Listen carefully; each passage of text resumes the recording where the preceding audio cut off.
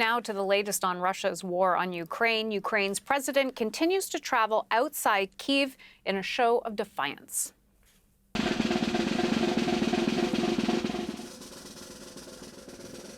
Volodymyr Zelensky has gone to the key western city of Lviv, honoring his country's war dead and laying a wreath at a cemetery. He also spoke with defense officials about the security of the western region and again flagged the potential threat of Russia launching a new ground invasion from Belarus, a key ally.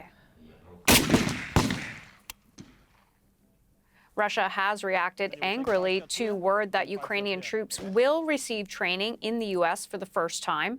Its ambassador to Washington says it amounts to de facto involvement in the war.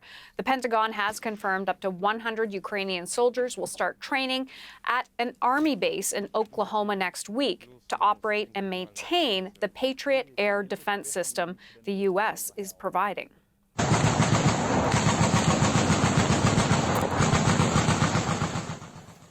Now, Russia has walked back claims that it has taken a town on the Eastern Front. Mercenaries fighting for Moscow claim they captured it yesterday. Ukraine says the battle is continuing, and in a briefing earlier, a Russian Defense Ministry official stopped short of declaring victory. CBC News foreign correspondent Chris Brown is in Kyiv with the latest.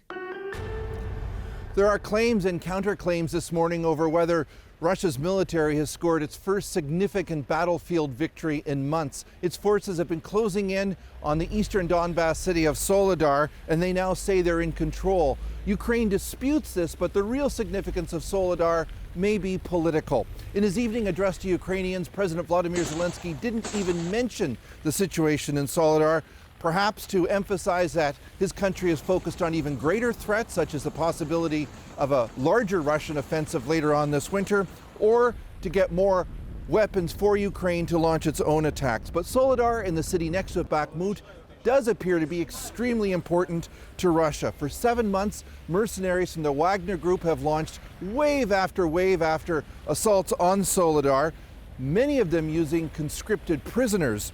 Ukrainian military analyst Oleg Zhdanov told CBC News that Soledar could be a stepping stone for Russia to move even further westward, but he believes it's really mostly, most of its significance is political. In particular, the head of Wagner, Yevgeny Prigozhin, has large political ambitions, perhaps to even become Russia's new defense minister, and he appears to have no qualms about sacrificing thousands of Russian lives in order to raise his profile. Ukrainian officials insist Soledar has not fallen, although there is now social media video of some of Prigozhin's troops and Prigozhin himself in that city's salt mines. Meanwhile, here in Kyiv, there's lots of praise this morning from officials in Zelensky's administration for Canada and its decision to purchase an advanced anti-missile system for Ukraine worth close to $400 million. One of Zelensky's advisors saying it represents an important investment in European security and will keep the skies over Ukraine safer. Chris Brown, CBC News, Kyiv.